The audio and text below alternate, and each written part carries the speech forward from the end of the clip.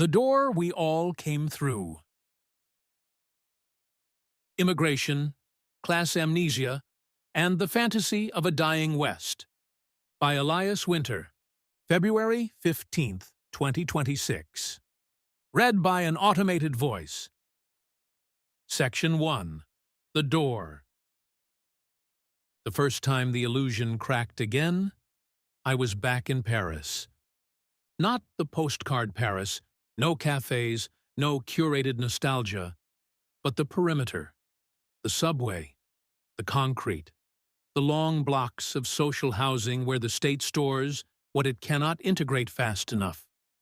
When I was a child, these suburbs were already mixed. This time, the shift hit physically. More African faces than I remembered, different languages in the air, different food, different music, different rhythms. It felt foreign. Later in London, I walked through a neighborhood where Pakistani families formed the overwhelming majority. Shop signs, smells, sounds, London outside, Lahore inside. That jolt is real. Anyone who denies it is lying. But that jolt is also a trick of scale. If you extract that sensation from my body and hand it to a man who has never left his town, then flood his phone with clips captioned "invasion," you have the emotional raw material of modern European populism. You also have the beginning of a misdiagnosis. France remains overwhelmingly of European origin. Britain remains majority white by a wide margin. The United States, now treated by some Europeans as a demographic warning, is already far more diverse than either. The macro picture is stable. The neighborhood picture is not. Humans do not live inside macro pictures. We live inside neighborhoods. And the human brain does not compute demographic averages. It computes territory. For most of our evolutionary history, a sudden shift in the visible composition of the tribe meant danger. New bodies meant new loyalties, new rules, new competition for mates and food. The circuitry is ancient. It does not wait for census data. The fear is real. The conclusion is often wrong. Section 2. The numbers, the street, and the algorithm. If a country is 80% one thing but has neighborhoods that are 80% something else, the neighborhood wins emotionally. One suburb becomes the future. One borough becomes prophecy. Social media finishes the job. You do not need to visit a place to experience it. A fight on a tram, a foreign language sign, a protest framed as civilizational clash. The clip travels faster than context. Your brain updates probabilities silently. This is spreading. This will reach me. No one is in control. But the algorithm does not show you distribution curves. It shows you volatility. It monetizes the most intense 5% of reality and feeds it back as the whole. A country that is still 4/5 ethnically European begins narrating itself as already replaced. The fear feels empirical. It is perceptual. This distinction matters because policy built on perception without scale is unstable by design. Section 3. Immigration is a wage policy. Strip away the slogans, and immigration in the Atlantic world has always been, first, about labor. Not love, not diversity seminars. Labor. The American story begins with coerced labor. It continues with imported labor. The British Empire ran on labor extraction and labor movement. Industrial Europe did not industrialize on poetic attachment to soil. Land and capital accumulate. Labor is scarce. Migration bridges the gap. After slavery, Irish famine refugees. Italians escaping rural poverty. Chinese railroad workers. Eastern Europeans in factories. Mexicans in agriculture, today's migrants in logistics, warehouses, elder care, construction, food service. The faces rotate. The function remains. Immigration expands the labor supply. And when labor supply expands faster than productivity or bargaining power, wages compress, especially at the lower end. In some sectors, migrants complement local workers. In others, they substitute for them. The gains and losses are uneven, but the pressure is real where skills overlap. This is not moral judgment. It is basic economics. Meanwhile, aging Western societies face dependency ratios collapsing toward insolvency. Pension systems require more workers per retiree. Healthcare systems require younger taxpayers. Employers face skill shortages in some sectors and cheap labor demand in others. So immigration becomes a pressure valve. Borders are not only cultural lines, they are wage instruments. Tighten them, and certain wages rise while certain industries choke. Loosen them, and capital breathes, while low-skill labor competes harder. The populist error is claiming immigration is a purely leftist moral project. Historically, the loudest quiet supporters of labor inflows have been employers. If you want to understand border policy, read the donor list. Section 4. Decline came first. The great reversal in the populist narrative is chronological. We were fine. Then they came. No! Factories closed before the latest asylum wave. Union density collapsed decades earlier. Financial deregulation preceded refugee boats. Manufacturing was offshored long before Syrian families reached Germany. The order is not migration to decay. It is decay to migration into a system already buckling. Entire regions in the West were stripped of industrial employment, stable civic institutions, upward mobility, believable futures. This hollowing was policy-driven. Shareholder primacy, trade deals optimized for capital mobility, tax codes friendly to financial engineering. Housing turned into an asset class rather than shelter. By the time immigration intensified, many working-class communities were already economically dislocated. Into that vacuum walked the migrant, or more precisely, the image of the migrant. Immigration did not create late-stage Western inequality. It arrived inside it. And because migrants are visible while capital flows are abstract, resentment found a face. Class anger was redirected downward. This is the central tragedy. The same economic architecture that weakened workers also demanded new workers. The anger should have climbed. Instead, it descended. Section 5.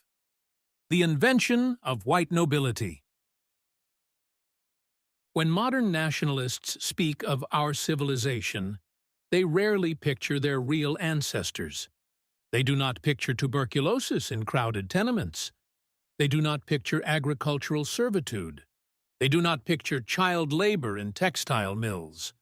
They picture cathedrals, symphonies, Renaissance paintings, emperors and philosophers. They claim the aesthetic output of aristocracy as ancestral inheritance. But most Europeans were not patrons of Mozart. They were fuel for the system that allowed Mozart to exist. White civilization is often a retrospective alliance between descendants of peasants and the memory of palaces. The people whose ancestors scrubbed those palaces now talk as if they owned them, and as if today's migrants are the first servants ever to cross the threshold. This matters, because when people say, "we built this," they unconsciously compress two lineages: the ruling class that commissioned culture, the working class that survived beneath it. The same elite strata that once extracted from European peasants later imported new labor when convenient. The working poor, who now rage at migrants, are historically raging at the wrong floor of the building. They are shouting sideways instead of upward. Section 6. Democracy meets capitalism at the gate. For most of modern history, ordinary workers did not get to vote on immigration levels. Ships arrived, labor markets adjusted, elites decided. Mass democracy changed that. Now, every citizen has a vote. Every resentment can become a political platform. Every demographic shift can be framed as betrayal. Capitalism requires labor mobility. Democracy demands perceived consent. When wages stagnate for decades while GDP grows, trust collapses. When housing prices double while median incomes barely move, trust collapses. When politicians explain migration in terms of macroeconomic necessity while neighborhoods change faster than institutions can integrate, trust collapses. Telling voters, "You just don't understand economics," is gasoline on that collapse. People understand something simpler. No one asked us. And in a democracy, that feeling is combustible. Section 7. The Algorithmic Tribe. Then we layered the Internet on top. The Internet does not just transmit information. It amplifies tribal cues and sells them back as news. It annihilates distance. A stabbing in one city becomes a continent-wide omen within hours. It compresses time. 10 different incidents can share a morning. The human brain evolved for bounded tribes of roughly 150 people. Now, it consumes thousands of outgroup encounters daily. The result is chronic low-grade territorial alarm. Add monetization. Outrage sustains engagement. Fear sustains engagement. Replacement narratives sustain engagement. A man who feels economically displaced can now also feel culturally besieged 20 times before breakfast. Give him a script in which he is the last defender of civilization, and you give him identity, dignity, meaning, and a target. He is not suddenly stupid. He is overloaded, humiliated, and offered a story in which his anger is heroism. That vulnerability is exploitable. Section 8. Oligarchy's Useful Diversion. Meanwhile, wealth concentration in the West has reached levels that would have shocked the post-war social democratic era. CEO compensation multiples have exploded. Housing behaves like a speculative instrument. Asset ownership drives wealth accumulation more than wages. Regions are abandoned the moment return on capital declines. People feel this. They may not cite Gini coefficients, but they know. My rent is higher. My job is less stable. My children are not more secure. In such an environment, the border is politically irresistible. It offers a visible culprit. It converts diffuse structural anger into focused demographic anger. Immigration panic becomes the cheapest form of class war. A war waged sideways instead of up. Oligarchy does not need a conspiracy. It just needs that horizontal rage to keep burning. Not every border speech is a boardroom script. It doesn't need to be. The point is simpler. Fear of the stranger is cheaper than a confrontation with capital. Section 9. Borders without amnesia. A serious country must control its borders. It must know who enters, enforce laws consistently, calibrate migration to institutional capacity. Without that, public consent collapses and backlash radicalizes.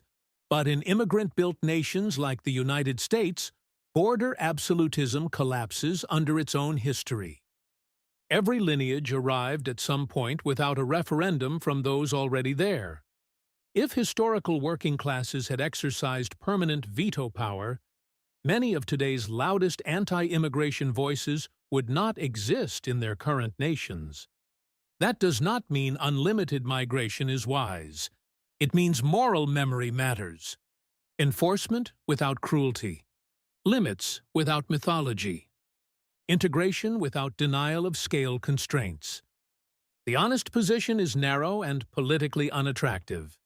Yes, borders. No, scapegoating. Yes, enforcement. No, terror as spectacle. Yes, labor market realism. No, demographic hysteria as theology. Section 9. What is worth defending? If anything called Western civilization is worth defending, it is not bloodline. It is rule of law, constrained power, individual rights, scientific inquiry, the practice of argument instead of blood feud. These achievements are fragile. They can be eroded from both directions. If you defend the West while undermining courts, normalizing lies, or fantasizing about ethnic purification, you are attacking what you claim to save. If you defend universal rights while denying integration limits or dismissing cohesion concerns as pure bigotry, you are manufacturing backlash. The deeper work is harder. It requires admitting, we hollowed out industrial bases, we financialized housing, we privileged capital mobility over labor stability, we allowed inequality to metastasize. Immigration entered that weakened house. It did not build the cracks. The first border of any civilization is not the line on the map. It is the line between truth and self-pity inside its own mind. Because if the house collapses, closing the door will not save it.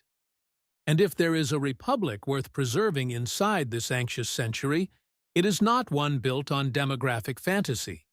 It is one built on memory. Memory of labor.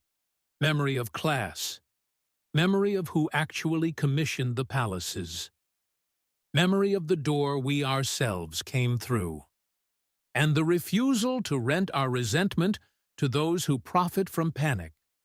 That is harder than shouting. But it is more honest. And honesty, not blood, is what civilizations are made of. Elias Winter, author of Language Matters, a space for reflection on language, power, and decline. Thanks for reading Language Matters. Subscribe for free to receive new posts and support my work.